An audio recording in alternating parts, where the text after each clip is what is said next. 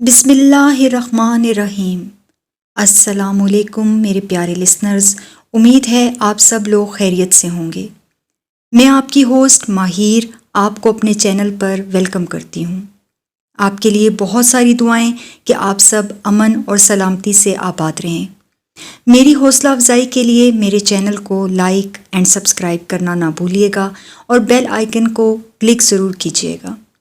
یہ کہانی مانسیرا سے ماہم کی والدہ نے بھیجی ہے، لہٰذا انہی کی زبانی سنتے ہیں۔ ماہم کے اسکول کی الوداعی پارٹی تھی۔ اس نے شاور لیا اور پنک کلر کی میکسی پہنی اور کھلے گیلے بال چھوڑ کر وہ اسکول چلی گئی۔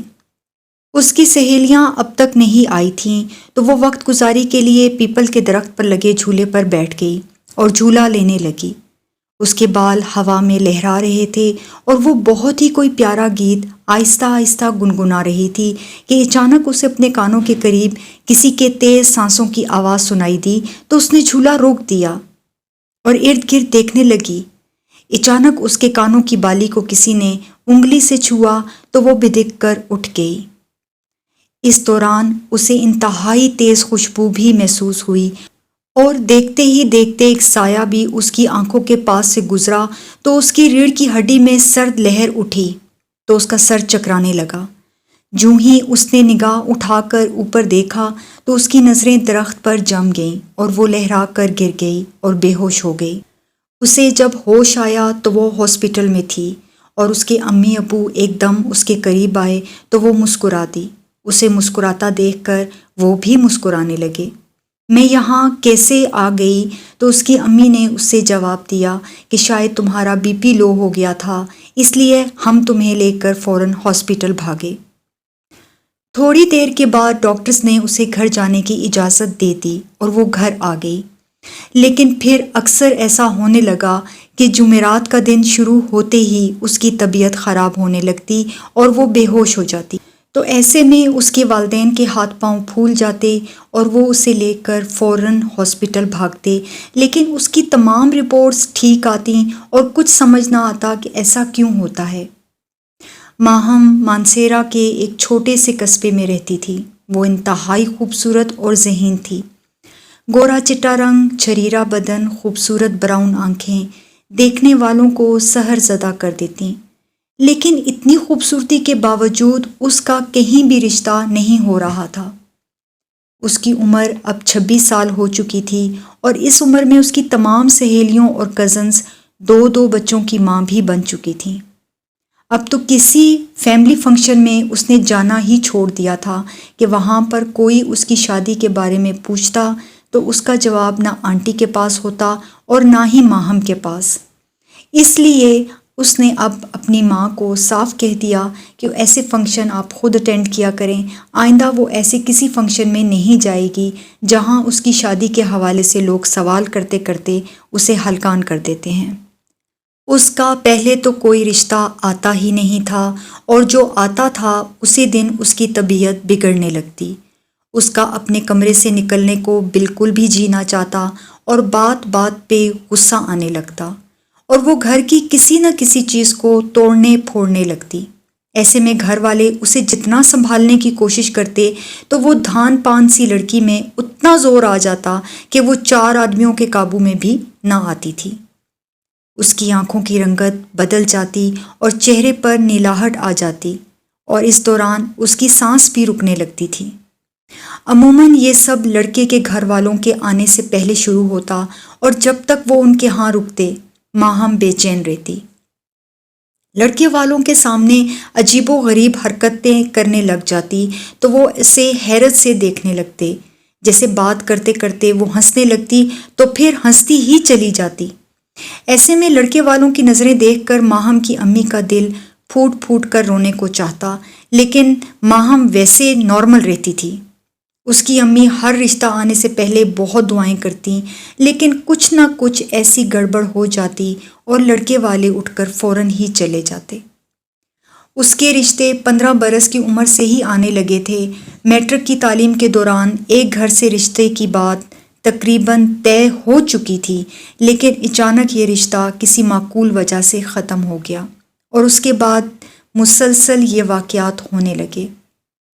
جہاں کہیں ماہم کے رشتے کی بات چلتی تو کوئی ایسا واقعہ یا حادثہ پیش آ جاتا کہ رشتہ ٹوٹ جاتا، اور اس کے بعد رشتے یا تو آتے نہ تھے اور آتے تھے تو پلٹ کر دوبارہ نہ آتے۔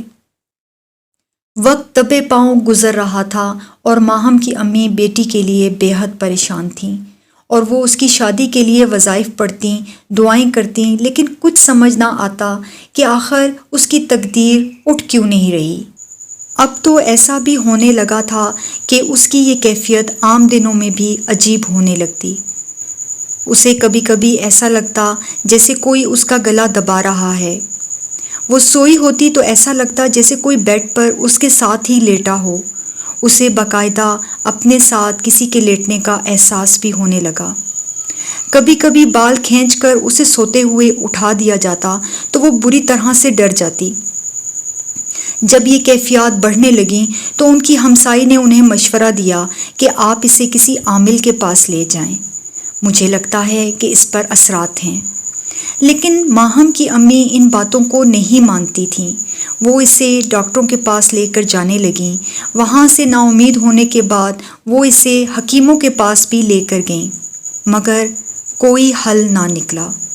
اب تو اس کی طبیعت زیادہ خراب رہنے لگی تو بالآخر وہ ایک روحانی عالم سید وجاہت کے پاس اسے لے کر گئیں تو انہوں نے ماہم کو دیکھتے ہی کہا کہ اس پر انتہائی خطرناک جن کا سایہ ہے جو اس پر عاشق ہو گیا ہے، اور وہی اس کی کہیں شادی نہیں ہونے دے رہا۔ پھر انہوں نے چونک کر پوچھا، پہلی بار یہ ڈر کر کب بے ہوش ہوئی تھی؟ تو ماہم کی امی سوچ میں پڑ گئیں، اور پھر جیسے ہی ماہم کی امی کو یاد آیا کہ میٹرک کی الوداعی پارٹی میں ماہم جب نہا کر کھلے بالوں کے ساتھ اسکول چلی گئی تھی، حالانکہ وہ اس کو روکتی رہ گئیں لیکن اس نے نہ مانا، اور پھر اسکول والوں کے ہی ذریعے پتہ چلا کہ وہ پیپل کے درخت پر لگے جھولے کے پاس ہی بے ہوش پڑی ہوئی ملی تھی، اور وہ دن جمعرات کا تھا، اور پھر ہر جمعرات کو ماہم بے ہوش ہو جاتی اور اسے کسی بات کا ہوش نہ رہتا۔ ماہم کی امی کی ساری بات سن کر سید وجاہت نے کہا کہ آپ کی بیٹی پر اس درخت کے جن کا سایہ ہے، اور وہی آپ کی بیٹی کی شادی میں رکاوٹ ڈال رہا ہے۔ پھر انہوں نے کچھ تعویذ دیے اور ایک نقش بھی گلاب کے عطر سے لکھ کر دیا اور کہا کہ یہ بیٹی کے گلے میں ڈال دینا۔ اس کے ساتھ ساتھ انہوں نے ماہم کی امی سے کہا کہ روزانہ گھر میں لوبان کی دھنی دینی ہے، اور اس کے ساتھ ہی دم کیا ہوا پانی بھی دیا، اور سورہ بقرہ کی تلاوت کرنے کا حکم بھی دیا۔ اس کی امی نے خصوصاً دواؤں اور ذکر اذکار کا اہتمام کرنا شروع کیا تو ماہم کو اپنی امی پر بے تحاشا غصہ آتا۔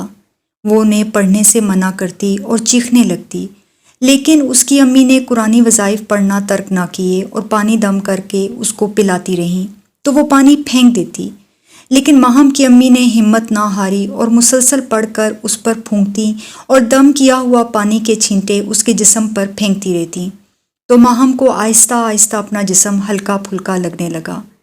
اب اسے مخصوص قسم کی گھبراہٹ بھی نہ ہوتی، نہ ہی بو محسوس ہوتی۔ اس کے کانوں میں ہونے والی سرگوشیاں بھی اب اسے سنائی نہیں دیتی تھیں۔ اب آہستہ آہستہ ماہم خود بھی نماز کی طرف راغب ہوئی اور نماز اور ذکر اذکار کی پابندی کرنے لگی، تو اس کی طبیعت بہت جلد بہتری کی طرف گامزن ہو گئی۔ اس دوران اس کا ایک رشتہ بھی آ گیا اور بات بھی طے ہو گئی۔ اب اس کی اگلے مہینے شادی ہے۔ اس کہانی میں آپ سب سننے والوں کے لیے ایک سبق ہے کہ زمانہ جتنا بھی ترقی کر جائے، لیکن جو باتیں بڑے بزرگ کہہ گئے ہیں انہیں تسلیم کرنے میں ہی کامیابی ہے۔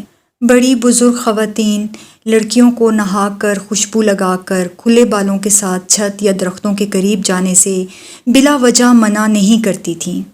اب چونکہ زمانہ ترقی یافتہ ہو گیا ہے تو ایسی باتوں پر لوگ اب دھیان نہیں دیتے یا برا منا جاتے ہیں، لیکن سچ تو یہ ہے کہ خوشبو لگا کر کسی درخت تلے جانے سے یا شام کے وقت ننگے سر چھت پر گھومنے سے جنات لڑکیوں پر عاشق ہو جاتے ہیں اور پھر ان کے ساتھ بدسلوکی کرتے ہیں، لہٰذا احتیاط کرنی چاہیے۔ تو یہ تھی آج کی سچی کہانی۔ آپ کو ہماری کہانی کیسی لگی؟ پلیز ہمارے چینل کو لائک اور سبسکرائب کیجیے گا۔ Thank you.